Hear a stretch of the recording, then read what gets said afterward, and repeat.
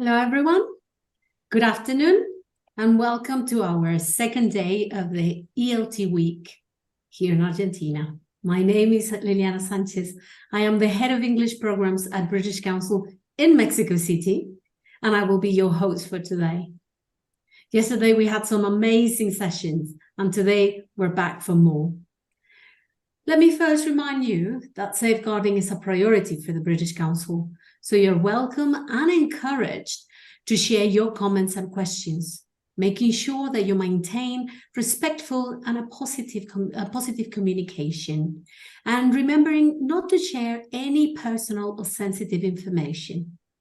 Please note that harmful, violent, or inappropriate comments will not be tolerated.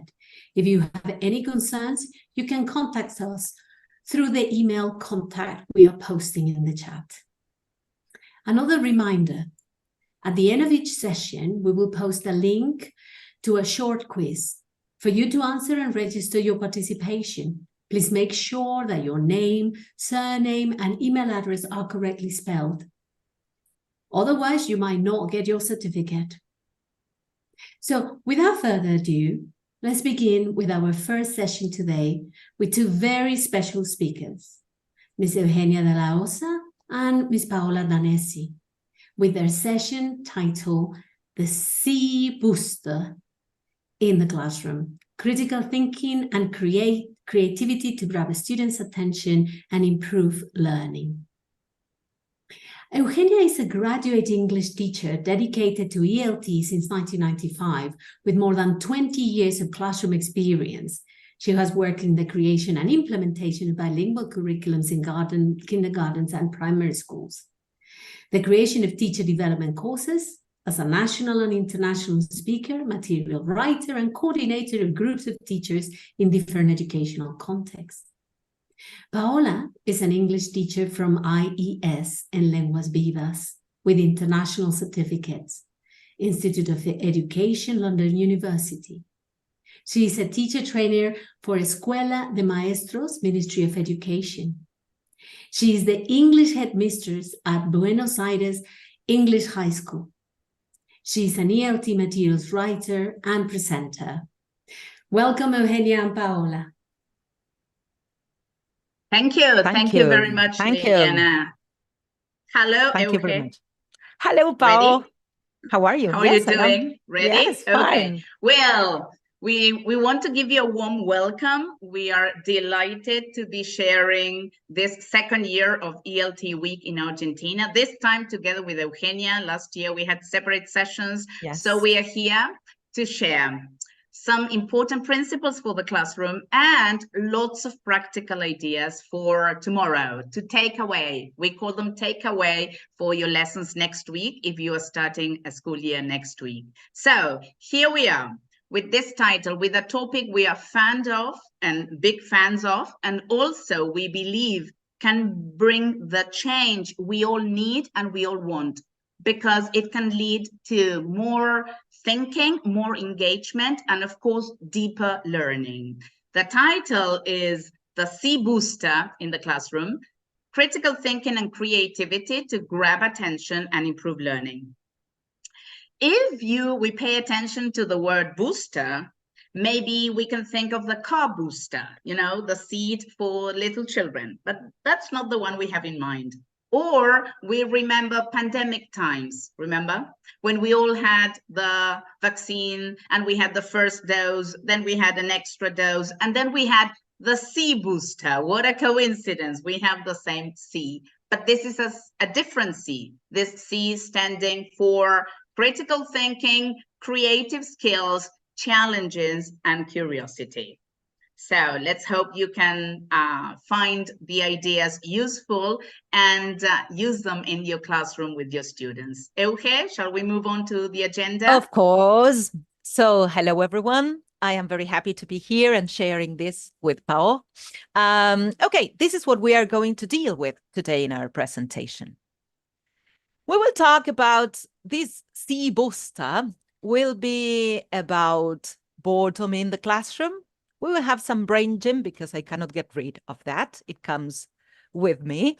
We will talk about the C booster essentials. We will mention Bloom's taxonomy.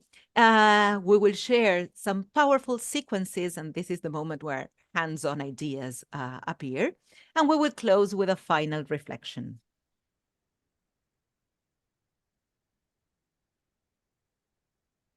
Well, if we see the picture, does this photo look familiar? It's boredom in the classroom. It's this infectious disease that can spread with one yawn. You know what happens? It's like domino effect. One starts yawning and then you have half the class yawning, or even yourself, you start yawning at the same time. So we are going to start with some research papers about boredom and inattention in the classroom from Waterloo University from Canada. And there is this very powerful quote by James Dankard that boredom, we shouldn't be afraid of boredom, because boredom is this signal that students, or that we need this desire, we need something meaningful and powerful. We want action. We want something different, something that catches our attention and sends us into active mode. So when we have this red flag of boredom in the classroom, we believe that the C booster can bring the change, not only to grab attention, but also to lead to deeper thinking. So that's what we are going to share with you today. So this C booster will be divided into 3 parts. And the first dose is brain gym. We know that we need to keep our students on alert. We want them to be connected with what we are doing. So we thought of brain gym, that is the exercise for the brain, to help the brain make this synapses, you know, this connection among neurons, to help the brain think deeper. This is what we will be talking about today. So in order to have the brain in its greatest situation to learn, we need to exercise it. And we can start through some brain gym activities. So again, what is brain gym? Brain gym is believed to enhance academic and behavioral performance by activating both hemispheres of the brain through neurological repatterning to promote whole brain learning. Whatever you learn as a whole, because you are connecting neurons, is stored in your long-term memory. So when something is stored in your long-term memory, you keep it there forever. So you just need to activate it. So just 3 examples of brain gym activities. We had a session last year about this. So this is just a fresh reminder. We can play with our fingers, and we can play with thumbs and pinky, and ask our students to change them from one to the other. So this is some kind of practice for the brain. We are connecting both hemispheres of the brain to get ready to learn. So we call this finger concentration. You can try it with your pinkies and thumbs, and you alternate the order. Another one is this lazy 8 activity. What you do is you stretch your arms, you get your fingers together, and you start drawing a lazy 8, the infinite symbol, from one side to the other. These activities might sound simple, but the thing is that perhaps we are having no challenging language. We are helping our students to connect their hemispheres of the brain and to connect with the English lesson. So we call these lazy 8s. And the last one, this is something I love doing with very young learners. It is called the humming breath. And the idea is that as you breathe in, you count up to 4, 1, 2, 3, 4. And as you release the air, there is this humming sound coming out. So we go like 1, 2, 3, 4, and then we go like So these 3 brain gym activities are fantastic to start your lessons, to having different moments. You can have them at the very beginning so that you get everybody attuned to begin the lesson. In between activities, we were talking about boredom before. So when you see that you need to make a change between these activities, you can have some brain gym or some brain gym activities, some brain break to change from one as a transition from one activity to the other. In this way, you avoid fatigue and tiredness, and you help them focus and concentrate on whatever is to come. Okay? Thank you.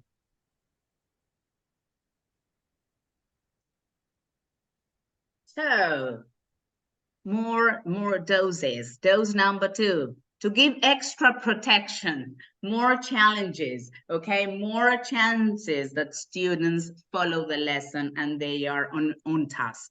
So we go into the C booster, and it's just a coincidence that all the C's are together. So we have the C for critical thinking skills and also creative skills, and there's curiosity, to arouse their curiosity with the activities we're going to share, and present tasks and challenges.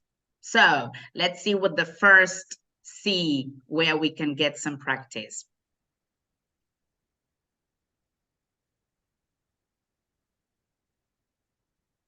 Good. Here we have an ally, a friend of ours that can give us a very clear framework. I know that sometimes teachers see Bloom's taxonomy and they say, okay, I know the different levels. I know that this is a hierarchy of cognitive processes. Okay, but that's the theory. What about the practice? How can this framework help us organize objectives, organize lessons, and see what's missing in our plans? So what do we have here? We have the 6 levels, and as you're going to see in a second, they are divided, as you know, into low order thinking skills and higher order thinking skills. And what is the red flag here? What is the alert signal? That very often, maybe you will agree with me, the books we use, we teach with Eugenia, we teach in primary level, secondary level, and training college. And very often the course books we use from different publishers in their language practice area, they bring lots of activities for the low order thinking skills. So that's okay, because they provide the foundation. We need to start there. We need with the recall, we need with understanding and applying. But what we need to do is to push them up in the framework so we can provide some other tasks that tap on their high order thinking skills. Maybe not all of them, maybe not all the 6 levels all the time, because then every lesson will be eternity, but maybe you can bring one after a low order sequence in which they have to analyze, in which they have to evaluate, or maybe create. So this is the red signal. This is what we need to remember, that we need, if we want students to think deeper, to become critical thinkers, better critical thinkers, we need to embed Bloom's taxonomy and higher order thinking skills in our plans. So let's move on to the next slide, in which we have. So we will have from remember to create, yes, different activities. Good. Simple activities planned for you. Yeah. What about this lady, Paola? Well, here we have Pearl Xu from the marketing world and connected to marketing and companies. So we have this nice quote that we like to combine. It's like critical thinking skills and creative skills are 2 sides of the same coin. So they complement each other, because with critical thinking, we narrow down, we evaluate, we check 2, 3 of a sort, different things, and with creativity, we expand our minds. So they need to be together. They need to be together when the problem crops up, when we have a problem to solve, and when we need a creative solution to solve this problem. So this is a nice quote to have 2 together. First, we evaluate the options and then we generate. When we evaluate the options, we are with critical thinking. We are evaluating, we analyze, we see which is better. And when we generate a different response, we are at the highest level. We are creating. Let's see some practical ideas. Okay, right? Yep. So we will have some powerful sequences based on the same topic so that you can get a general idea of how to deal with the different levels in Bloom's taxonomy. So the first one was remember.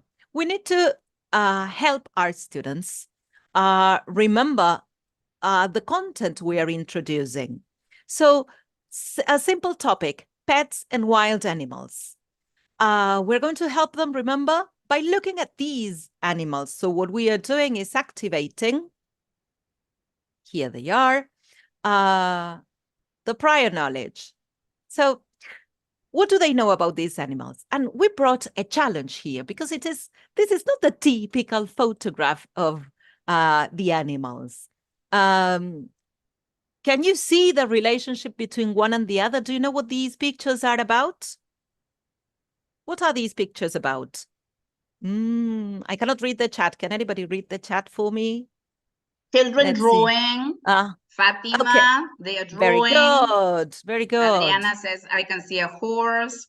Okay, good. Children, Very good. Children drawings. Okay, so it is the representation of children's drawings as if they were real animals. So this is the way kids see animals and they draw them. And this was designed by artificial intelligence. And it's a different way of introducing animals, isn't it? Good. Now, my question is, how many can you remember? How many were there? How many animals were there? Can you use the chat for that? Let's see. Horse 10. Somebody says 10, 8, 7. 6. So when we introduce new information, when we 10, okay, 10, 9, 8, 10 were in between 7 and 10. Let's see. So we can't recall the exact number of animals. What about the number of legs? What about the number of eyes? What about how many of these could fly? How many of them, I don't know, how many of them have their bodies covered by feathers, and how many legs do they have? Some others by fur. So the important, you can remember. Okay, good. So the idea here is to bring the challenge into what we are presenting. Let me see. So how many can you remember? And let's see how many were there. There were 7, only 7. We're counting each animal, okay? Not the drawing and the animal. So this was a nice way to foster their curiosity, to attract their attention with some kind of different photographs. And when I am asking you how many animals were there, how many legs could you see, how many animals could fly or not, the idea is we are training our students' brain into remembering, but also looking at things every time we show something new, because the next time you bring lots of photographs to introduce a new topic, they will start looking beyond what they can see. They will start seeing through other eyes to see the amount of information they can gather, so that the next time you ask them how many legs, they would say they would have counted them, or counted the number of animals, or paid more attention to the kinds of animals you had. So this would be remembering, showing them the new input, working on the new input, and then we will focus on how many legs do we have, is it big or small, what color is it, and all the features and the language we are interested in dealing with our students. So this would be remember. Yeah. Yeah. Yes. we usually, for remembering for this simple activity, maybe you use flashcards or maybe you use some slides, okay, on the computer. So as we can see with this activity that Eugenia has just presented, you can use this lowest level of remembering presented as a challenge, okay? And when we present things as a challenge, we grab attention, and they are all on task. You see, they all want to see if they remember how many legs or how many animals can fly or are covered by feathers, okay? So this is a very simple strategy to use for the remembering activities. Okay, so remember at the very bottom, and we go to understanding. We have introduced the animals. And now we need to check whether all the things we've introduced and help them remember were understood. So simple activities, things we can do every day. Riddle time. So what are these? It says it has got 4 short legs. It is white. It likes eating carrots and it can jump and run. What is it? Oh. Look at the way we... Rabbit. Rabbit. Good. Easy peasy. Look at the way we designed the riddles. We did not say it like eating carrots at the first, it was not the first sentence. So we started by, it has got 4 legs or 4 short legs. So they're from a huge variety of animals. It is white, and we started narrowing the information for them. So we are guiding them into the rabbit line by line, but not from the very beginning that they can recall the animal immediately. What about the next one? It eats plants. It can run. It is, sorry, my mistake. It is brown and yellow. It has got a long neck. What is it? Let me see the chat exploding. Giraffes, people are saying. Very good. Elena, Mara, Jessica. Thank you. Last one. It lives in the jungle. It is black. It can swing through trees. It has got a brown fur. It has got brown fur. Yep. What is it? A monkey. We are still with giraffe. Okay, sorry. So monkey look at this. There. Yes, there we are. So look at these animal selfies. Aren't they great?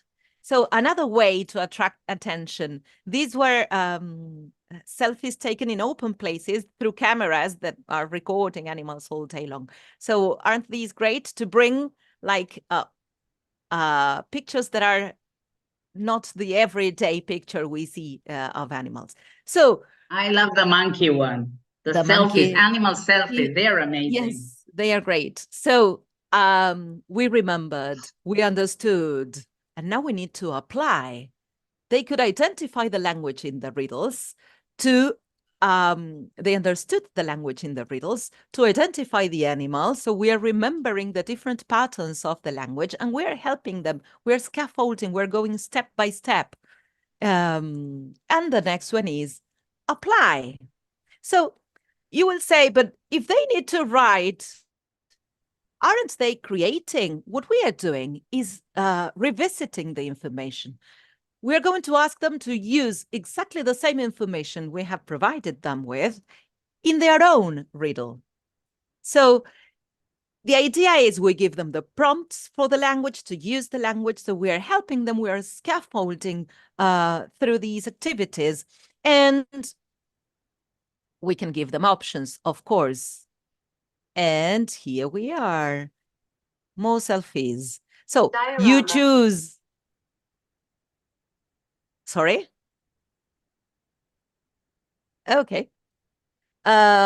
You choose different options for them, and they will start using the information. So they need to go back to what they understood and start applying it little by little. So we go to the, it has got, but they choose one, and this could be something they do in pairs, and they start using the same animals, different animals, and then choosing their own. So we've dealt with remember, with the kids' drawings, understanding, with the riddle where we provide them with this information and they need to we are checking whether they are remembering and understanding what we are doing. And now they start applying. So they use the same information we've provided them with in a new situation. So we've covered 3 of them, and these are the lots, the lower order thinking skills. What about the others, the high order thinking skills? That's for me.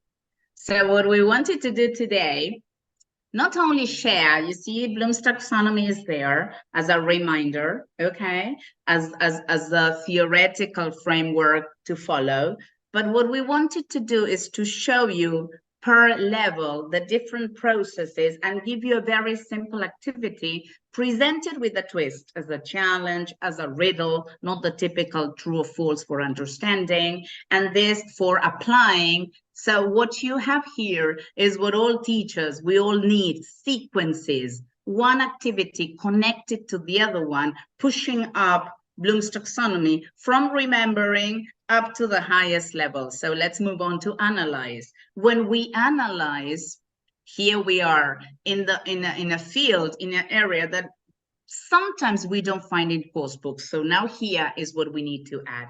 So when we analyze, we need 2, 3, 4 of the same type. So we need to say, okay, can we sort these animals into groups? Maybe they see pets.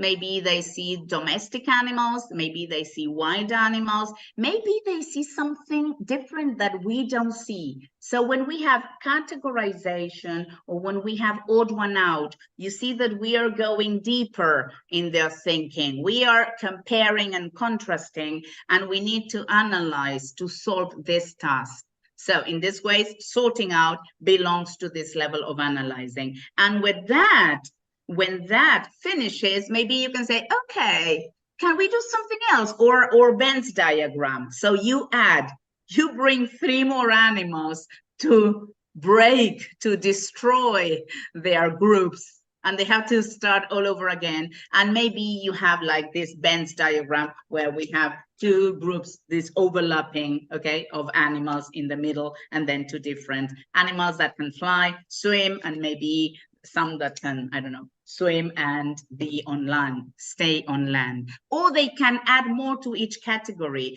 Or they may go to the riddle and write a riddle of an animal from this lot. So this is what we always need in teaching: sequences that go from low order to higher up thinking processes. So we are in apply. We move on, we move up 1 step, okay? Now we go to... I love this picture, Paola. Yeah. Before the next step. Yeah. So we have to sort out, we have to categorize like that, or you can present it even more challenging. These are like illusions, you see, that we find online. So this one, it was just a coincidence that it was a group of animals. How many animals can you see? So instead of presenting the visuals as we have just done, maybe you present this one like this. So there is an extra twist. How many? Do you see 4? 11, 10. Wow, we have very smart people here, yes. Or they are very good critical Smarter thinkers. Than us. Yeah, yes, because maybe you keep the same question. Can we have the domestic animals and can we have the wild animals? So of course we see the cat and the dog very easily there. And we see the elephant, and we see the crocodile. Can you see the head of the crocodile, like representing here the elephant tusk? Can you see there? Right? Not the trunk, the tusks here. And the trunk also, another animal.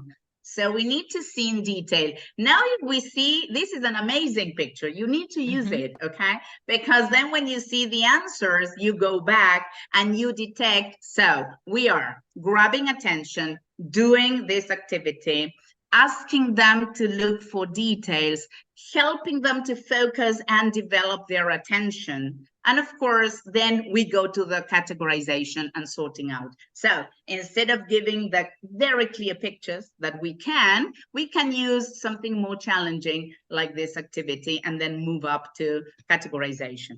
Okay? Good. Now, yes, we move up to evaluation, the next step. So what can we evaluate here? We are all doing a sequence of animals. We started with remembering the animals and then understanding, applying, blah, blah, blah. We need to evaluate. So what can we evaluate? Well, maybe which is a good pet for different people. So you see, they can work in groups, and you can have any answer here as long as they provide their own justification. And if the level is low, you can provide chunks they can use. Okay, very simple. You can scaffold in different ways, or there will be some answers in L1, but then you provide the language they need. So this, the cat is a good pet for because, and they start providing their own ideas. So which makes a good pet for, if the area is, I don't know, holidays, cars, houses. So you can always bring the same idea and say, which is a good house for, I don't know, a university student, which can be a good house for a family with 3 kids and 2 cats or 2 dogs, which can be a good house, which can be a good car, which can be a good present. Once you get this framework, Bloom's taxonomy, in the real practice, not as a theoretical principle. When you bring it into your lessons, you can then duplicate and have different of the same task in the different units that you are covering. So this is, which is a good pet, maybe for the couple without kids. You see, double income, no kids. Do they want a pet? I don't know. Maybe they do. Which is a good pet for a family with children. And something to take into account is that there is no right or wrong answer, that amazing. we are providing them with more options. It is not that it's one-to-one and the cat is for the lady and I don't know, the puppy for the family and the couple gets the bird. No, we accept all of the answers because they are giving, again, a challenge. And the amazing thing here is how younger kids surprise us teachers with their answers, because they start justifying their answers and they keep, and you say, wow, I've never thought of that. So This is fantastic. And they also feel that their answers are valued by us. You see, we don't, it's not the typical true or false that we check with the key, the famous key booklet. Do we have the key booklet? We don't need key booklet for this type of activity. So they all feel that their answers are valued, okay, that we all listen to them. And also it creates a positive classroom atmosphere. And they see the language lesson. They see different tasks in the language lesson, not the typical mechanical activities of matching, gap fill, true or false, that of course we do. It's not that we are against those. We do those, but sometimes we need more challenges, or we need to present them with a twist, or we need to include higher order thinking skills. This is our proposal today. This is the level I love. I love adding creative skills in any sequence, because I believe, maybe because I need creativity in my life, because I believe that when you are creating, you feel happier, you feel better with yourself, you are proud of your creation, you want to share, you want to show, and all those elements build children's self-esteem, adolescent self-esteem, and they add an extra element in the classroom that sometimes they don't have. So create the highest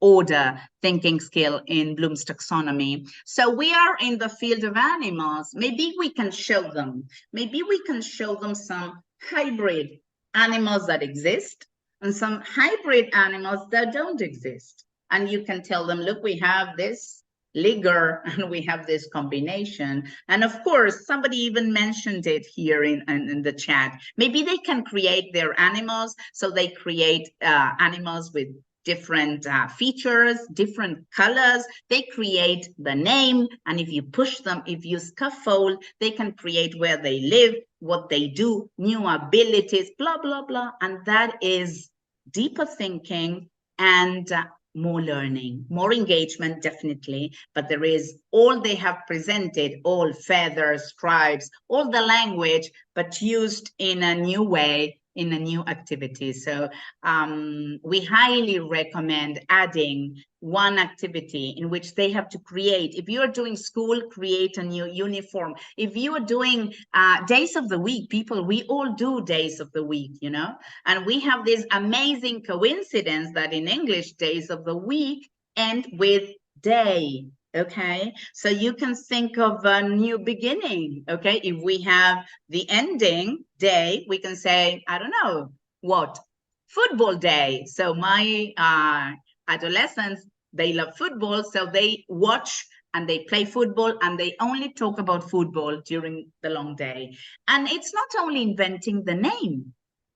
Then you can push them and say, okay, and how long is the day? How many hours? Is it between Thursday and Friday, or is it between Saturday and Sunday? Okay, so they are reviewing days of the week. They are reviewing simple present structures, but from a creative point of view. You know, I had young girls of 9, 10 with low level of language inventing things like, are you ready? Free Sarah shopping day. So their day was spending the day at the Sarah store, okay, shopping for free without paying. So then you can go into the routine. So you get up. Can I join them? So the same. Yeah. Yeah, me too. And there was an adult the other day, very recently, that she invented the nothing day. A teacher, you know, the nothing day. And I say, well, what is that? When my children come up to me and they say, what's for dinner? And you say, nothing. Okay, what are you going to do? Nothing. So what we all need and crave for. You see, a day in which we don't have to cook or do things at the house. So it's an amazing idea to open the door and bring some creativity into the classroom. Whatever, here, animals, days of the week, a new uniform, a new type of birthday, how to celebrate a birthday. The unit that we are very passionate about creativity, as you can see. So whatever the topic, whatever the structure, bring creativity into the topic, and everything will go at a deeper level, not surface. And there is a movie. Yes, somebody's saying that. There is a movie called Yes Day. Thank you, from Disney, I think. I'm not sure. Okay, in which children ask parents to do different things. Can we have dinner at McDonald's? And parents can only answer yes. Okay, so you see, so you can also combine great movie, people are saying. Okay, or you can bring some creativity from a different perspective, and they can make things. Now, then Euge will give you some other ideas for creativity and for other critical thinking skills. But of course, very simple with a shoebox. You see, we have dioramas with animals, with eco parks, with sea animals. So, you know, the children, when they have things in their hands, okay, they become focused. They become very proud of their models. Okay, they want to show. They go, you know, along the corridors, showing everybody. So, and what are we doing from the language point of view? Of course, reviewing everything they have seen from remembering the words and the structures. Something else about creative skills, right? Okay. Yes. Let's see if my camera works now. We're providing them with meaningful situations in which they are involved. And we cannot leave STEAM aside. And the idea is that we can start using STEAM as we take into account Bloom's taxonomy and the higher order thinking skills. There is lots of creating, evaluating, analyzing. So we help them think deeper through science, technology, engineering, arts, and maths, which are the areas that are included in STEAM, which you can deal with at any level. Because the big thing about STEAM is the challenge. You're providing them with something to solve, something that needs their attention, something that requires their effort, their curiosity, their creativity, critical thinking too, but also communication. So we will start working on all of the C's, the positive ones we have in the teaching words, connecting them to the real world. So this is what happens with STEAM. And we just decided some activities, the real world connection through science. We're dealing with animals. And have you ever asked yourselves, have you ever wondered, why do birds fly in a V format? So you give them the question, they work on the solution. They make their own, through critical thinking, they come to their own conclusions. They say whatever that comes to their mind, and then you check with the factual information. But we are kind of waking up the critical thinkers. We are helping them to see things in different ways. What about technology? From STEAM, we said science, and the question about the birds flying in a V format. Okay, technology. We're working with animals, insects, and we say, okay, we're dealing with the life cycle of the butterfly. We have the theory. So now let's make a challenge out of this. Can we create a stop motion video? So we ask them to make the drawings, and they will be involved. They will be working on the activity while revising all the theory, while checking the order of the life cycle of the butterfly, while checking the language all the time, using the language meaningfully. Again, there is a purpose for this. You use it at the science fair, you use it to share it with parents, but they need to prepare their own stuff because they want to show it with their challenge. Engineering is about building. So you give them the elements. So can you build a cage for this tiger? We do not like animals inside cages. That's why we are building it. And then we debuild it so that we set the tiger free. But you provide them with the elements. Elements are as essential as the challenge in STEAM, because they have to think of possible ways to do something, to perform something, in this case, to build a cage for this animal, to create a zoo, very similar to the activities Paola showed before as regards creating. Arts. And what about drawing in a different way? What about drawing and having arts with shadow drawing?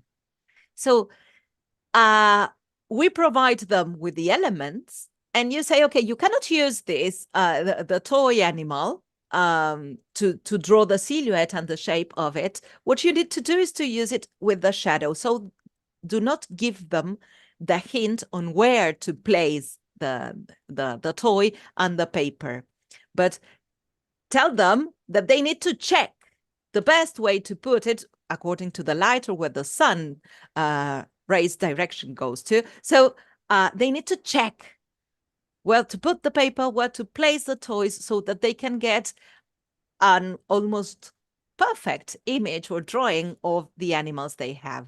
So again, instead of saying draw a zebra, draw an elephant, draw a giraffe, we're providing them with different ideas to create this. And then then after that, they can decorate it, they can use it somewhere else. But this is the challenge. You have these elements. You have to use the light to see how to have the shadow, which is the biggest shadow you can have of each animal. So we dealt with S, science, T, technology, E, engineering, A, arts. And what about maths? Do we deal with maths in the English lesson in our classes? What about building? So we are combining engineering and maths with different elements, and a little bit of art too. So in this case, we are getting many areas together. So the idea is, the challenge is, how tall can a taller toilet paper roll giraffe be? Toilet paper roll, because it is created by a certain amount of toilet paper rolls. So we use these, then we decorate them and everything. But the idea is we place one on top of the other to see how many of these we need. And then we measure. So we're talking about measurement. We're talking about numbers. And we're talking about the giraffe and how tall are real giraffes? How tall are other animals? How tall was the highest giraffe ever? So the idea is to make connections with the different areas through challenges while they are involved with the language, while they are engaged with the language, and they are busy. As Paola was saying before, we keep them on task. So there is a third dose, Paola. Yeah, but I was reading the chat, and of course, some people mentioned, well, different elements, and of course, Lego pieces. Yes, Lego pieces. Children love Lego pieces, and maybe you can add some language to any of these activities, like how many Lego pieces did you use? What color are the Lego pieces? What can this animal do? I mean, the language they can use, you adapt to the activity. And what Eugenia has just done is this connection with other subjects is not only in the English lesson. We can connect interdisciplinary projects in which they can do things in other lessons and connect also with critical thinking. So Lego pieces, some teachers mentioned in the chat, and also somebody asked, okay, I'm trying to read, somebody's mentioning clearly, yeah, so many aspects. Yes. We have only 1 hour, but of course we are doing content in the case of the butterfly, you see, the life cycle. And somebody mentioned advanced students. Oh, yes, please. With advanced students, we have the possibility of doing something, more difficult or more demanding from the linguistic point of view. So you can compare to countries, to politicians, you can create a new country. I mean, if they have more language, of course, you can go and present more demanding tasks. But the taxonomy and STEAM can be your allies to plan. That's why we wanted to present like sequences, not isolated tasks. It's all in the same topic here connected. Okay, so I hope they're useful. And before closing, we didn't want to leave this one out. There were so many others. You know that there are many thinking routines. There are many from Project Zero, you see, by Harvard University that you can check online. CSI, I can see, I wonder, and I have questions. There are many thinking routines we didn't have the time to include here, maybe on another occasion, but we didn't want to leave this one aside. You know why? Because here the focus is on reading, and this is a very simple text. You can use any other text, and it's just a coincidence that this is the CCC protocol. Can you believe that? It's just the world of the C's today, okay? And we all complain, they read, they don't understand. Not in Argentina, in other countries, in the world. It's like reading comprehension is a problem, okay? And we need to work hard. Is it technology? Is it because they don't read? We don't know the answer, but that's the result of statistics. So what about this protocol? This is something very simple you can add to any reading comprehension text. Usually you have read, understand, so low order. Remember the taxonomy. True or false, answering questions. Are we there? Okay. Yes. Okay. What is this protocol? Okay, you give them a text like this one. We chose about what is it? Black bears. Black bears. Because we are in the context of animals and their hibernation. So you read the text, and what they have is C, C, and C. The first C, you compare with you, or you compare with another animal. You design the task, so you choose. You compare with you. So are you a black bear? No. Do you live in caves? No. So you can do this funny twist. But I would like to hibernate in November and December. Okay. I would love to. You can bring that, okay? How long can you sleep? Can you sleep for 12 hours nonstop? Yes, no. So what is, if you compare with your life, me too, they're saying, if you contrast this with your life and comment, can they add a comment? So can you see that we are moving from true, false, correct, answer the question? They are okay. They are okay. But you can always add something like this. Very simple. So remember the CCC. Can I say something, Paola?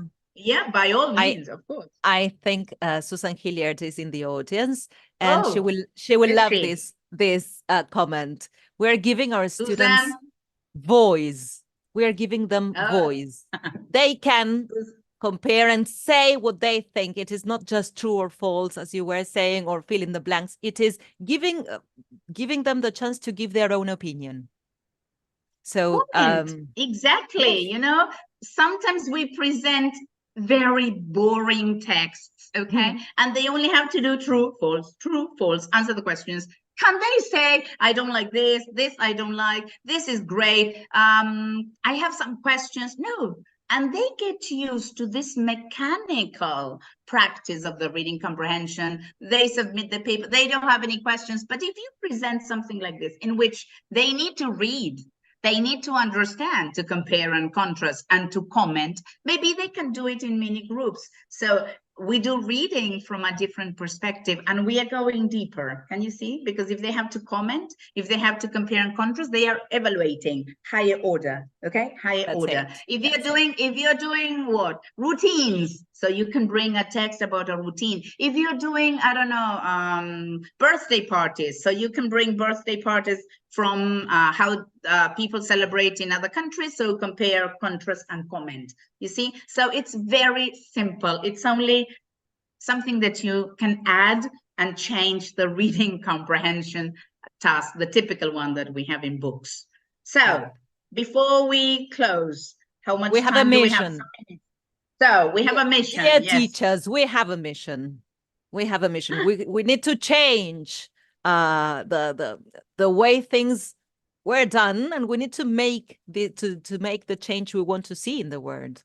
So what is it that the word maybe means? Not change completely, but see what we can keep, see what we can improve, and see where we can add the CCC, okay, the protocol and the booster, because the world desperately needs better thinkers. Do you agree? They need people. We need to think better. We need world leaders who can think better and who can come up with creative solutions. If that's what we need in the world, we need to develop these skills today in the classrooms, and we help them be ready for the world. We help them be ready for their jobs, okay, for life. And also we improve their learning, we grab attention, and we have fun, because with all these activities, you see, they are relaxed and the element of fun appears, and we all have a good laugh while doing their task, while learning and while thinking. So the world needs better and more critical thinkers. So what can we propose, okay, for our mission? We can propose, now we come into the classroom with we're finishing with all the different ideas together. What happens? Can we have the next slide? Yes.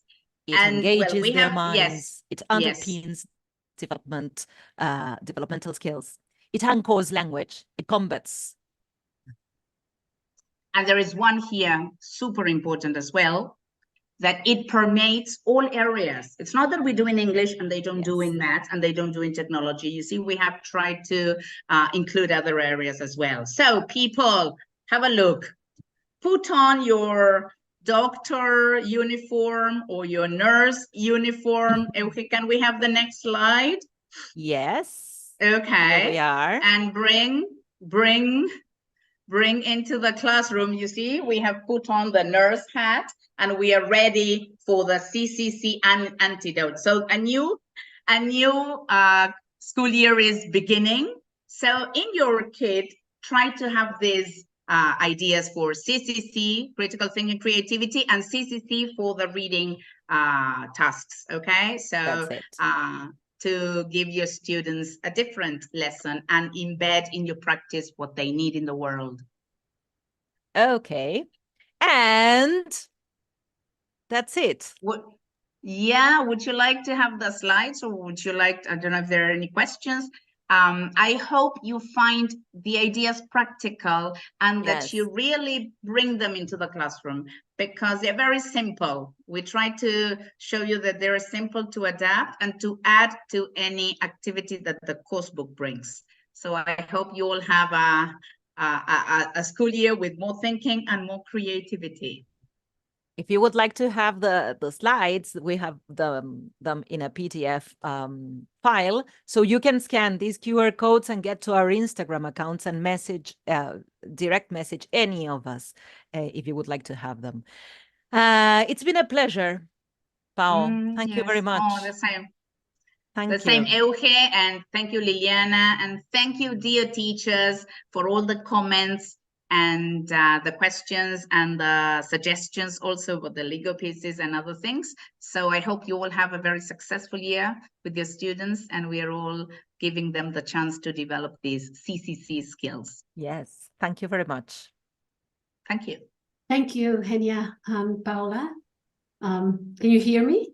Yes, Yes, we perfectly can. well. Brilliant. Thank you very much. We have got like 1 or 2 minutes, and I just want to direct you to the chat.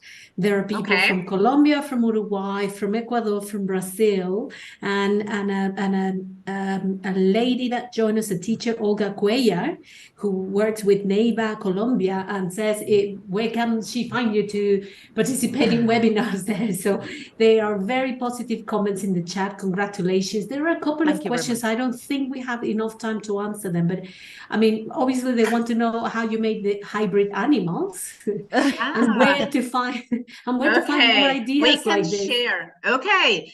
Okay. If you can write to us, we can send possible hybrid animals. Remember that exist in the world and Yes. people don't know, and hybrid animals that don't exist as a kind of springboard for their own creation, you know, so they can create some hybrid animals. So if you Brilliant. can contact us, either Eugenia or myself, we'll be delighted to share the slides and extra ideas for CCC. That's really very generous, Paola, because there is a question that I don't think we will be able to have time to answer, but it's a very interesting one. And it says, I have a student with Down's syndrome. How can I adapt the CCC protocol with him? So no time to answer, but probably they approach you But she directly. can contact Okay. us, because Yes. I have Definitely. 2 cases. I have 2 in my Definitely. school. So I Brilliant. don't know the name of this teacher, but we are on Instagram, or you can get our email Brilliant. address from the British Council and we can share. And you know, Definitely. some Really? activities are very good for children with some disabilities because they feel all included. They feel included because Yes. they can Definitely. create things with their hands. They can do some other things. Some of them have a very good memories, you see, so you can show to the rest of the class things that they can do Brilliant. very well, better Brilliant. than Brilliant. we can. Okay. Thank you very much. Thank you I'm very sure much. they will approach you. Thank you very much. And as you know, the link to the session quiz is now on the screen and posted in the chat box for you to register and get a certificate of attendance. Thank you very much, Paola. Thank you. you very much, Thank you, Eugenia. Liliana. Thank you, Bye-bye. Liliana. I would like Thank to you, Bye-bye. everybody. Thank you. I would like now to introduce our next speaker, Miss Claudia Rey, who it's really an honor to see her here. Great follower of her. She's a teacher trainer, conference speaker, and ELT consultant who specializes in the area of teaching young learners, clear for primary and secondary teachers, assessment, and teaching English through literature. Let's welcome her for her talk titled, if you ask me, Effective Questioning Strategies to Develop 21st Century Skills. Welcome. Thank you, Lily. And I also want to thank Paola and Euge. We're going to capitalize on all the things that you have been sharing. There were some great ideas, and maybe we can later, we won't have time today, but I'm sure that for everybody to think about later, we can come up with ways to combine all the ideas you shared and some of the ideas that I'm going to be sharing now, which are connected to asking questions. And Lily Sanchez is our presenter and host. So thank you, Lily. There's another Lily behind the scenes, and she's going to help us with the slides so that I can focus more on the chat box. and we can make this super interactive. The title of my presentation is an expression which we use when we want to give our opinion, right? And if you ask me, I would say that asking good questions is one of the most important strategies that we can develop for our use in the classroom and in our lives in general. So that's going to be the focus of our session, of this second part of the session. And because it's about the importance of asking questions, I would like to start off with a question, which is in the next slide that Lily, the other Lily, is going to help us with. Yeah, there, exactly. That's my question. We're talking about questioning, asking questions. I said that if you ask me, it's one of the most important strategies that we can develop. Why do we want to ask effective questions? What's the purpose of including good questions in our lessons? And this is an open question. And I would like you to let me know what you think is why you think that we ask questions. Hi, Sue. Lovely to have you there. So, why do we ask questions? Why is it important to ask questions? What is the purpose? Oh, I can already see some great answers. To engage students, to trigger off curiosity, to have a sense of curiosity of purpose, to build knowledge, to activate prior knowledge, to make students think. Fantastic. There are a lot of good reasons to ask questions. But here, the question is, how do we make them effective? It's not just a question of asking questions, it's a question of asking good questions. In the next slide, I put together some of the reasons that I thought about. You have mentioned some of these and some other reasons that are just fantastic. We want to make lessons more interactive. We want to monitor and assess learners' engagement and understanding. We want to grab learners' attention, to foster curiosity and thinking. Some of these are almost exactly the same textually, what you said. To change the pace of the lesson, sometimes we ask questions to do that. To make some changes during the lesson, you know how sometimes we're going one way, but we decide to swerve because it doesn't look like everybody gets it or everybody is focused. And all the other reasons that you mentioned. Yes, to open up their minds to new possibilities. Absolutely. Now, these are good reasons for us to be here and talk about different kinds of questions that we can ask to do all of these things. Now, with Euge and with Paola, we did some brain gym, which was great. It gave us the chance to focus better. We have also been on the screen for an hour and 5 minutes now, and that's quite a lot. We learned that the hard way when during the pandemic, we had the hardcore lockdown, and those of us that were lucky to have the technology to do it, I should say. Oh, the Socratic method. Yes, Susan. We have been focusing on the screen for quite a while. So I am now going to ask you to take a little screen break. And it's literally a break from the screen. So let me give you some directions, some instructions on what I would like you to do. I'll give the directions first, and then you will do all of this because you're going to have to move away from the screen. First thing you're going to do is to stand up. It can also be your chance to roll your neck and stretch and stamp your feet. Take a few steps. It can be in the room where you are, or better still, you can go to another room. And number 3, you are going to focus on an object. choose an object that you want to focus on. Number 4, think about questions that you could ask about that object. Any object you choose. So you stand up, you take a few steps, you choose an object, you think of questions, and then you come back. And I would like you to type into the chat box, not the questions that you have thought about, but the object that you focused on. Okay? There will be some seconds of silence because I need to give you time to pick an object, think of some questions, and come back. Maybe 30 seconds, maybe 40 seconds, 1 minute maximum.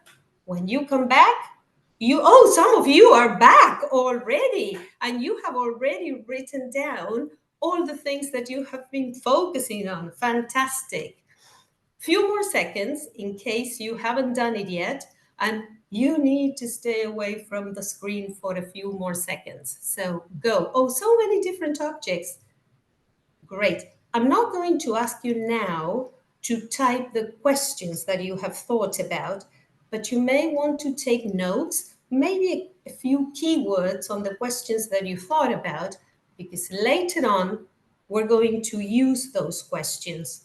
I hope you're taking notes. I'm taking notes. I took notes while Eugenia and Paola were talking, and I'm planning to take notes on your questions so that I can connect them later. You may also need your notes later for the activity at the end of the session so that you can get your certification, some questions that you need to answer. So now we are ready to move on to the next slide. Now that I have already asked you a question and I have already asked you to take a little brain break, we can look at the objectives of this session. By the end of the session, you will have considered different types of questions to include in your lesson plans. You will have developed a toolkit of suitable questions for a variety of purposes, and you will be able to implement strategies to encourage your learners, the learners in your classes, to come up with questions to deepen their understanding and to promote critical thinking. So how do we do that? My suggestion is that we look at different types of questions, we classify them so that we can include more questions and different questions in our toolkit. In my next slide, you will see 2 big kinds of questions. And I am going to ask you if you can guess what these 2 types of questions are. There's a picture on the left that represents one big kind of questions. Yes, and you are already giving me the answers. These are open and closed questions. Let's look very briefly at the characteristics of each of them. In the next slide, we have the characteristics of closed questions, which just require very restricted answers. Yes, no, a specific or limited answer. It can even be a long answer, but it's restricted. So these questions do not require deep thinking or much elaboration. Can you give me some examples of closed questions that we ask in our classes?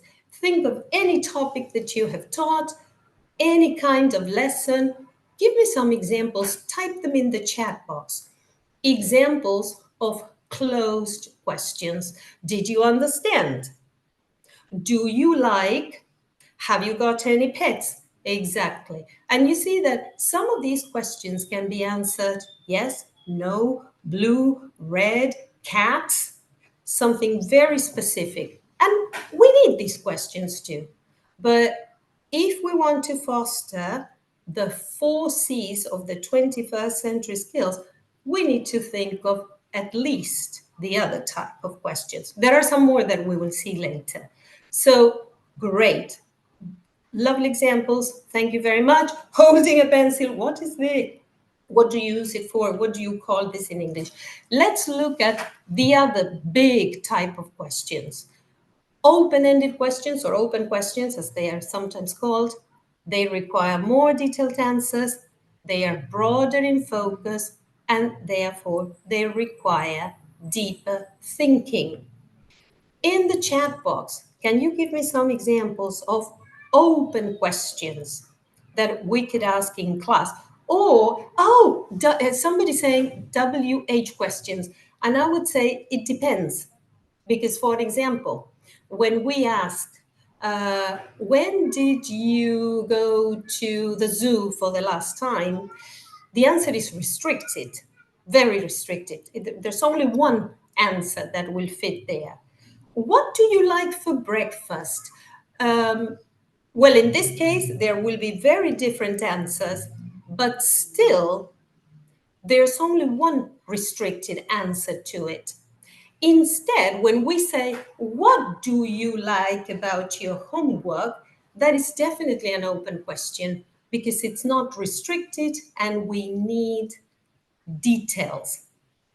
What's your opinion on? Why do you think the boy is crying?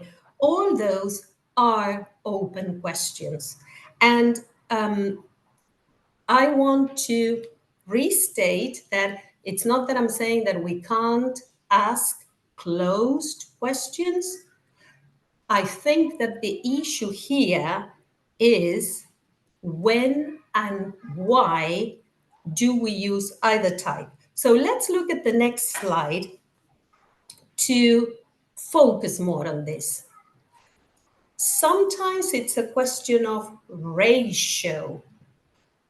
What % of closed questions do we ask in a lesson? What % of open questions do we ask? And I personally believe, if you ask me, that we need to write down questions, potential questions that we can ask when we are preparing our lesson plans. It's not so easy to think of good questions all of a sudden. It's important to think about the questions beforehand so that we have them at hand. So when and why do we use closed questions and open questions? Or what is the %? What do you think? How often? All those are great, thank you. What do you think about classical music? What do you think about yourself? Those are all open questions, great. Now, when do you think that we could still use closed questions? Why would we want to focus more on open questions? And I'm just looking, it depends on the students. It depends on the purpose. What are the reasons do we have to ask closed and open questions? And when do we ask open questions or closed questions? To check understanding, which to check understand? Oh, okay. Can you be a little bit more specific? Closed questions, thank you. Closed questions when we want to check specific vocabulary, for example. Makes sense, absolutely.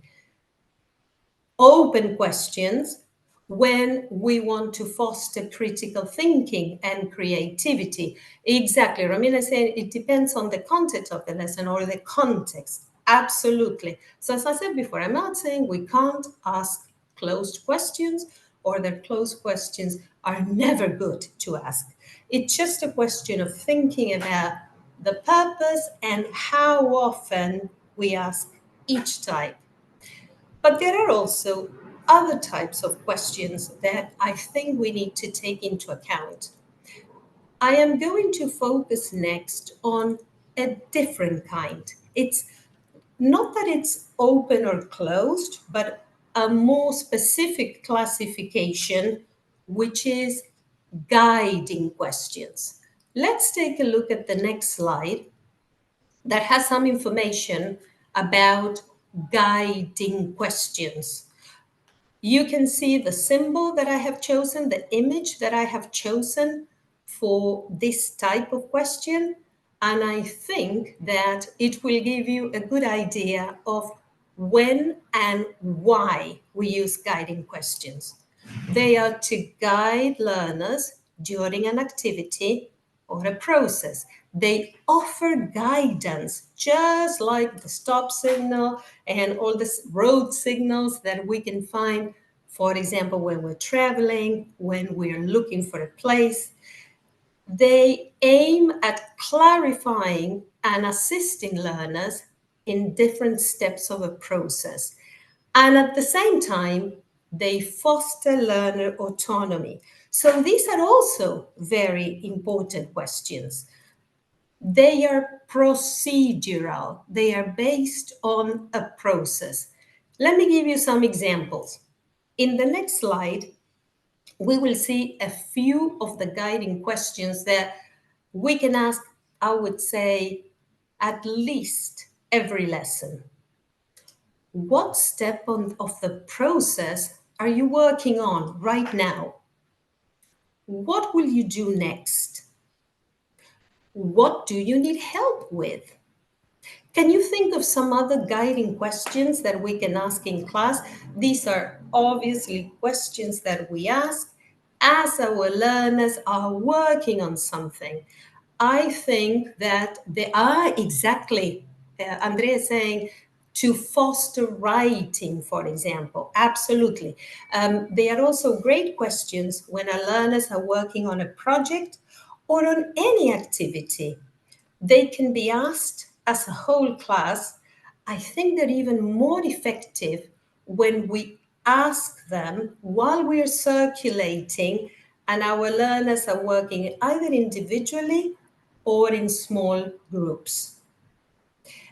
Closed questions, yes. Ophelia is connecting the closed and open questions to some of the things that Bloom's taxonomy, some of the things that Eugenia and Paola were saying before. Absolutely, yes, it's recall mainly that we're looking at. Now, how about, yes, thank you. I can see some of the guiding questions. How do we do this exercise, for example? What is the next step now in the writing process? Do you need more specific information to continue? Exactly. Thank you very much. Those are great questions that we can use as guiding questions. I hope you're taking notes because then we're going to put all this together. A driving question, says Marisa. What do you have in mind? Great. Thank you. So, as you can see, it's not just open and closed questions. We have also added guiding questions. And there is another category that I want to add. They are a very specific kind of open questions, and they are called provocative questions. Those are the questions in my next slide.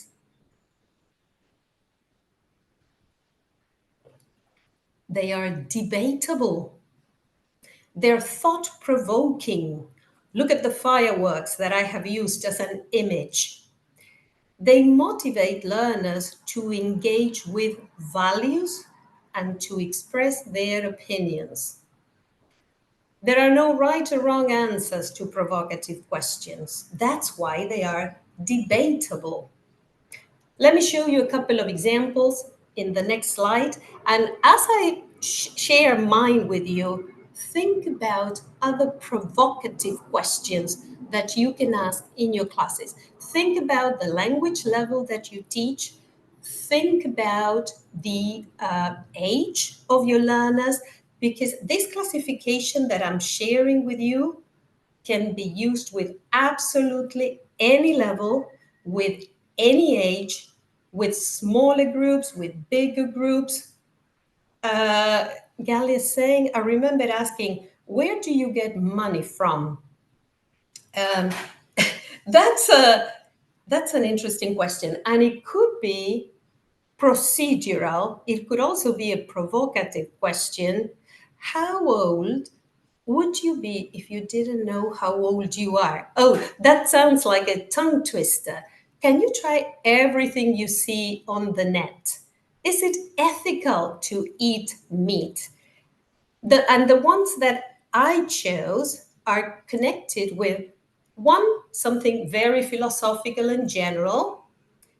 Does the world accept and celebrate differences? And we can use it as an introductory thought if we're doing inclusion activities, if we want to focus more on social emotional learning. The other question is about AI, which we're all talking about. Is the use of AI ethical? Great. So we have not only open questions and closed questions, we have guiding questions, we have provocative questions, but that's not all. There are also essential questions. Let's look at the next slide so that we can explain a little bit better what do we mean by essential questions. They appear very often in guided inquiry units. So for those of you that are using project-based learning, guided inquiry, this will resonate with you. But even if it's not a specific guided inquiry approach that you're using, the idea of using essential questions is that they frame, therefore my image, a topic, a module, a curricular unit, and they frame it as a problem to be solved. So there's problem solving included. It's not only what is the essence of this, but also to think about a problem and a possible solution. Yes, they are philosophical questions. Exactly. What do you think about pollution in our planet is an essential question. But if we think about problem solving and a guided inquiry unit, we can throw in a possible solution or a possible way to start thinking about solutions. So they are a little bit more specific. Let me give you a couple of examples in the next slide. And since we are not all teachers of a specific subject, we don't all necessarily do STEAM or STEM or CLIL. I have chosen two questions that have to do with green ELT, which is also big these days, isn't it? So it's connected with resources. How can humans work together to sustainable use resources? As you can see, there is a problem that is being proposed. At the same time, there is the idea of a possible solution. That's why these questions are framed as problem-solving activities. The other one has to do with the resources of the Amazon rainforest. How should the resources of the Amazon rainforest be used and preserved? A graphical picture. Yes, I like to use images that will remind me of the kind of question that I want to bear in mind. And then I can have all of these images as my toolkit. And when I plan lessons, I try to include some. I try to make it more varied. And I try to think of, once again, ratio. How many essential questions can I add? Probably not too many. A few will be fine. Close questions, if possible, only a few, because I want deeper thinking. Lots of open-ended questions. Provocative, as many as I can. Guiding questions, I will need them for the procedure. And I say, yes, deep inquiry. And I can see some more examples in the chat box, even before I asked for them. So thank you very much. Yes, these are essential questions, and you have already given me quite a lot of examples. So I hope you're taking notes. I hope you can remember all these different types of questions that I am proposing. because I am now going to move into a little survey, an oral survey that we will do together. And the questions for this little survey are in the next slide. I'll come back to, sorry, Lily. I want to move on to the next one. I'll come back to this originally. Yeah, in the survey. Originally, that the facilitative questions were next.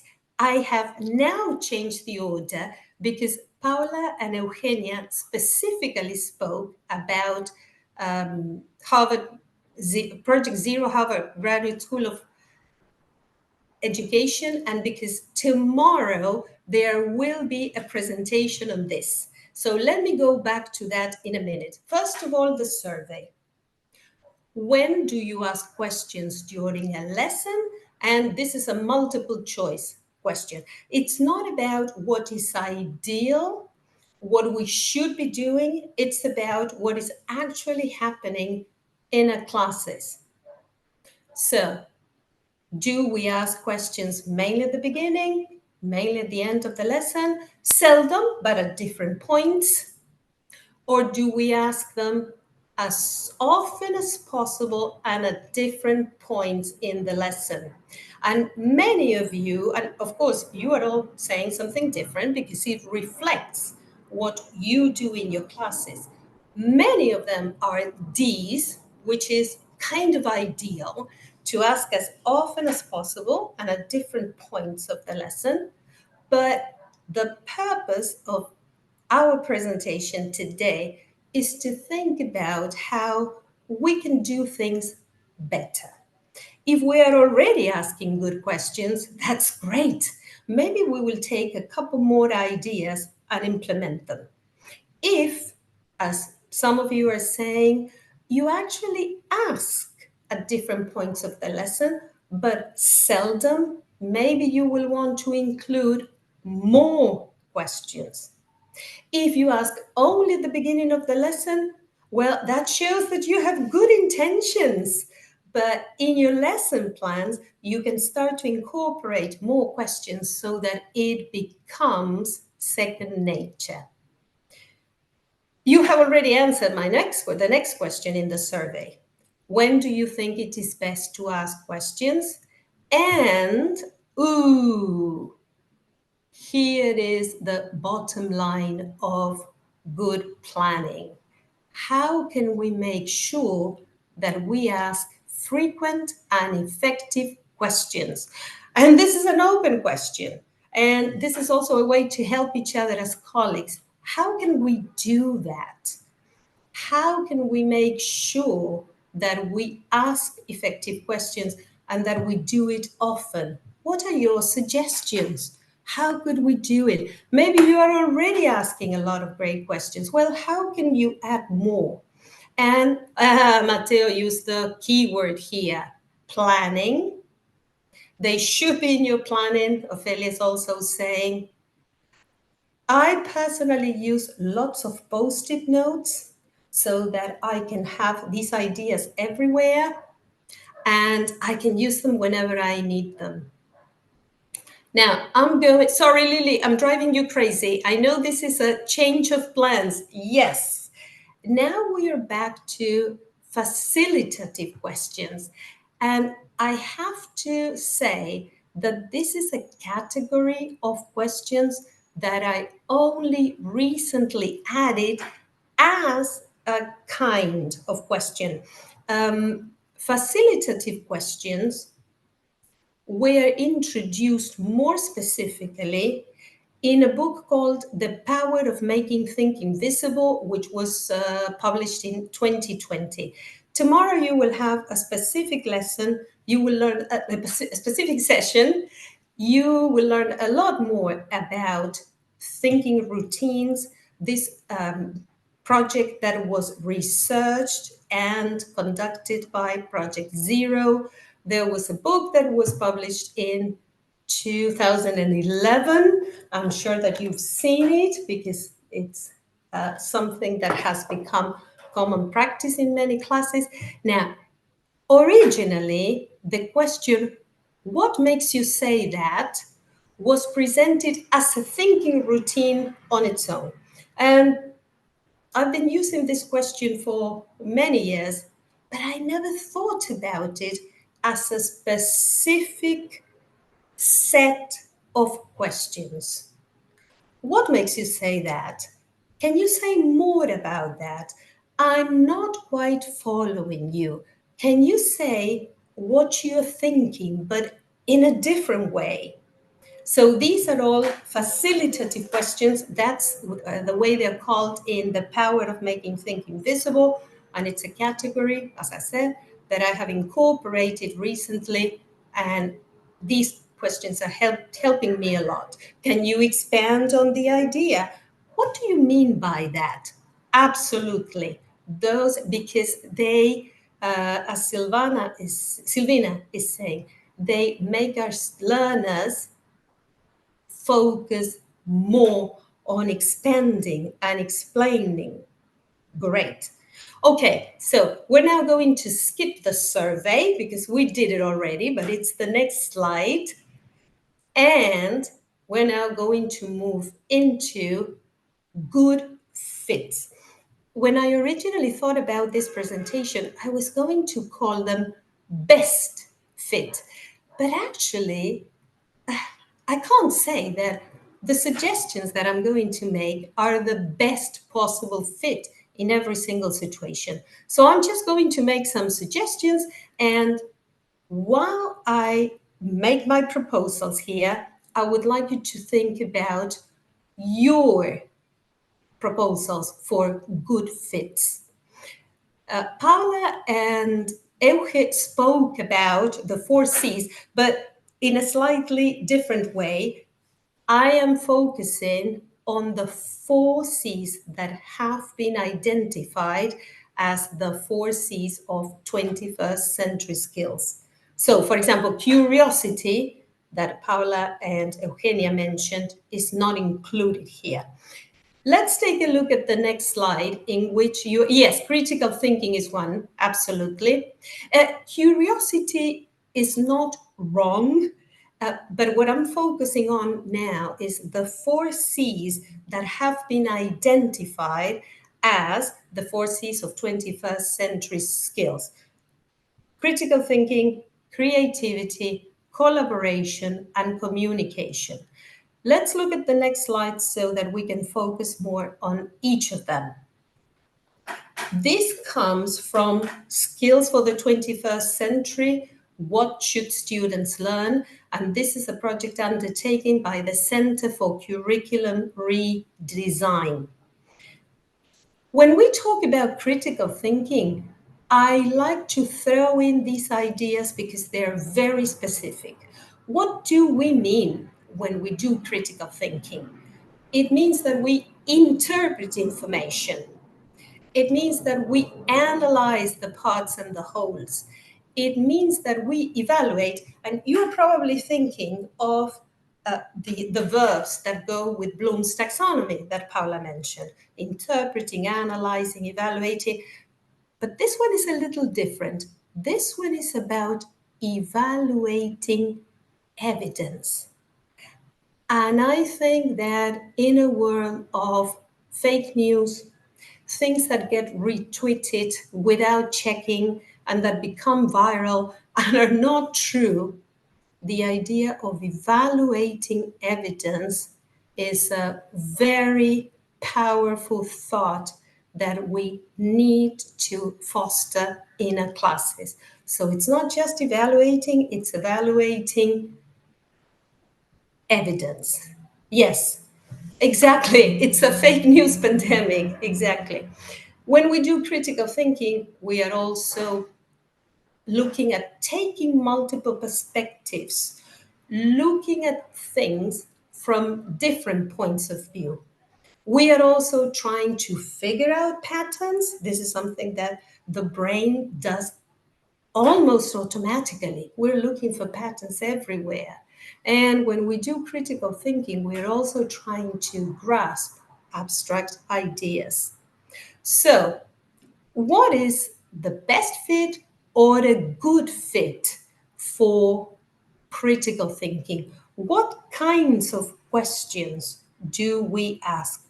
Well, my suggestion is that we use facilitative questions. Can we move on to the next slide so that we can go a little bit deeper into this? No, it's okay. Backwards, one there. Critical thinking. This is my suggestion.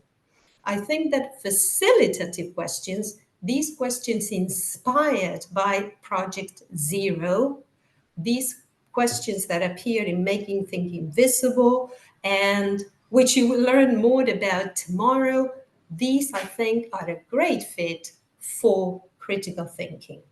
So done and dusted, critical thinking. Now we move on to creativity, the second C. And there's no order, really. I'm just choosing any random order at all. Once again, I want to be concrete about what we mean by creativity. So looking at creativity levels can help us. The lowest level, in which actually there's no creativity, is imitation. Like, for example, oh, I'm sorry, please stop comment. I can't read what the slide says. I'm sorry, Christian, I'm not sure what you mean, but if you want to clarify that in the chat box, I'll take a look again in a few seconds after I'm done with this. So that's the level that doesn't really show any creativity, imitation. A step further is variation, for example, rewriting and changing the subject, the vocabulary, the perspective. Another level of creativity is combination, blending two or more things together. Oh, now I see what it is. Okay, so thank you very much to those participants that are responding to the question about the issue about the chat setting. So back to the different levels. The last one we spoke about was combination, in which we blend two or more things together. The next one is transformation. For example, creating a graphic organizer based on notes. And at the top of the pyramid, original creation, such as writing a story, creating a comic, or a poster or a trailer. So what is a good fit for this C? What kinds of questions can we ask to foster creativity? My personal favorite is provocative questions, and we have them in the next slide. I think this is a great fit because creativity has to do with thinking outside the box, and asking provocative questions may be a bit disturbing. And yeah, you agree. Open in general, yes, open questions, definitely. Provocative questions in particular. So we've spoken about how to foster critical thinking through one specific kind of question, creativity through another kind of question. In my next slide, we have the third C, which is collaboration. Once again, I want to be concrete. I want to be specific. What do we foster when we foster collaboration? Patient listening, flexibility, articulating, trying to come to an agreement, and I know, easier said than done, but this is another thing we want to do when we foster collaboration, to maintain the ability to think clearly under pressure.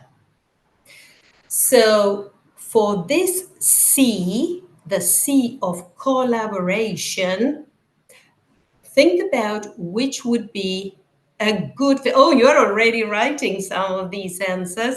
Yes, let's look at my next slide. Exactly. I had the same idea. Guiding questions are perfect, especially when we're working with small groups that are having some trouble, they're having some issues.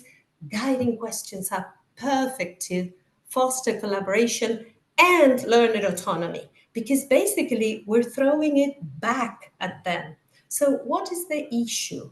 What have you already tried? What didn't work? What do you think we could try next to solve this problem? Fantastic. So we've done 3 C's. We have the 4th one coming up in the next slide. Communication. Once again, something very concrete. We're speaking about authentic communication, which is communication with a real audience and with an audience that understands the information. We're not talking about lecturing at a very high level that goes. Now, for this one, instead of thinking about a specific kind of question, I want to suggest a protocol. In the next slide, you will see the protocol that maybe many of you are already acquainted with, which is the question formulation technique. Some details about this protocol are in the next slide, and I will also be very happy to share all the slides. Maybe we can do it through, I'll talk to Lily and Rob, maybe we can do it through the British Council so that you have all this information. The question formulation technique is a protocol that I didn't invent, so I can't take the credit. It was created by the Right Question Institute, and it's to help learners create their own questions. It has 3 basic steps and some further more advanced steps. Next slide has the first 3 steps. We identify a question theme, a general topic. We do that as teachers. For example, we are doing food, communities, climate change, poverty, any topic that we're working on, any theme that we're working on. Second step is we ask our learners to generate as many questions as possible. We can do it as a group, small group. We can ask our learners to do it individually. They need to write as many questions as they can. The third step is we ask them to classify the questions. We're not going to ask them to do guiding questions, provocative questions, facilitative questions. Just open and closed will do. And these are the first 3 steps. And once our learners have become a little bit more comfortable with this short sequence of steps, we can move on to further steps. And those are in my next slide, because these 3 steps are not enough to develop with questions. We can also ask our learners to turn statements into questions. We can ask them to turn closed questions into open questions. And eventually, we can ask them to prioritize the questions.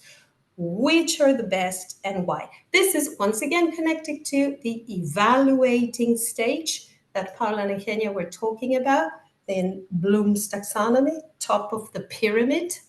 So rather than give you a specific fit, my suggestion is for you to develop, to help your learners become acquainted and to master this protocol, the question formulation technique. I've done it with very young learners, I've done it with teenagers.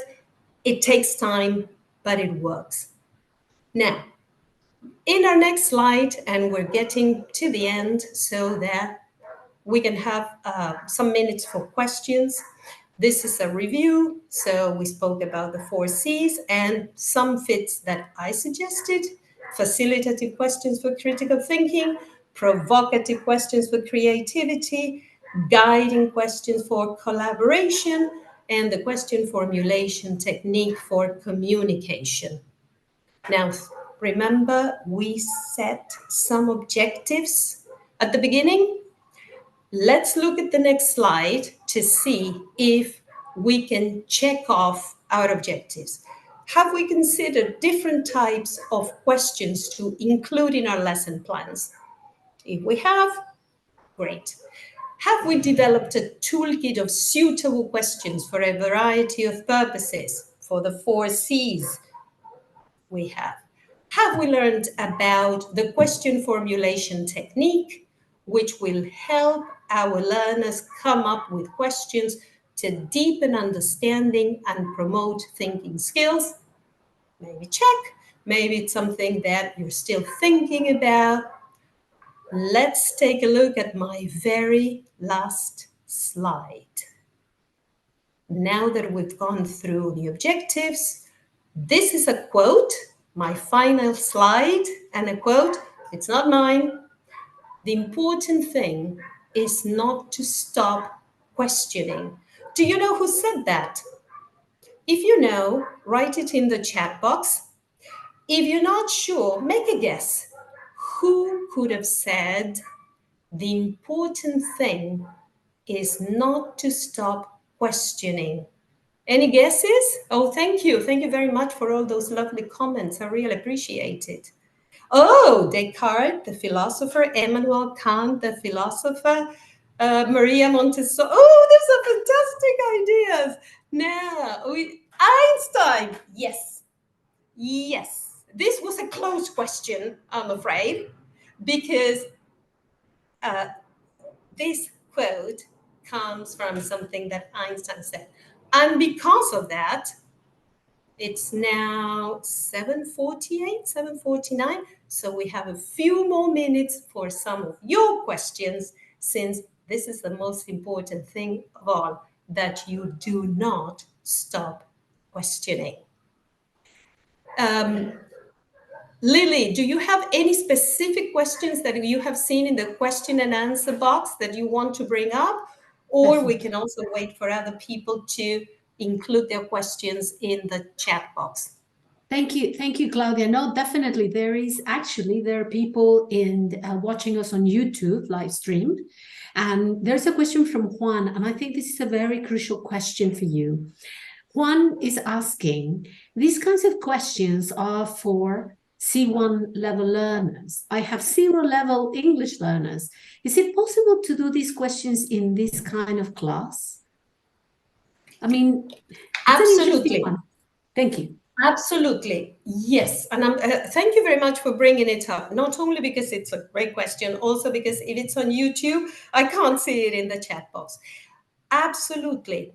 And I think that we can not only include these types of questions, we have to include these types of questions with very young learners and even with learners whose language level is A1 or A2, because asking good questions has to do with receptive skills. So what we want our learners to do is to understand these questions and incorporate them. How they answer them will depend on their level. Absolutely. Yes, of course. But their answers, whether they are with their bodies, whether they are with gestures, with pictures, or in the mother tongue, and there's a lot about translanguaging these days, lots of research. It's a very, there's a big push, and it's something that we need to take with a pinch of salt. Philosophically, we all agree with it. We have to be careful how we implement it, because we don't want to end up in a class where the language that is spoken is actually no language at all. It's a mixture, right? But asking these questions is imperative at all levels. The answers will depend on the level of our learners, and we will, of course, allow and foster all kinds of answers, physical answers, with gestures, with words in the mother tongue, with pictures. So the important thing is to ask good questions. This is not just about receiving good answers. It's about this initial move. Does that make sense, Lily? Have I answered the question? No, I'm sure Juan has got, definitely an answer that he was looking for. In fact, Susan Hilliard, we all know, asked the question to you, and it's like, do you include your questions to encourage your students to ask searching questions? And I guess it's what you're saying, ask a Yes. question and they might generate more. Absolutely. Well, and part of the idea of using the protocol of the question formulation technique is to create this imitation culture. If a teacher asks good questions, learners will eventually use good questions themselves. It's the same as feedback. When we learn how to, and that's another topic that I'm throwing in, and it has nothing to do with this presentation, but when we give effective feedback, when we give feedback that is actionable, specific, timely, kind, when we give good feedback consistently, our learners not only learn how to do things better, they also learn how to give effective feedback to their peers and to give themselves feedback, a self-assessment. So it's contagious. Oh, definitely. And there was another interesting one. I promise this is the last one. I'm just taking advantage of the time. And Andrea Viviana asked, what can we do when we ask something and the students just are quiet without saying anything?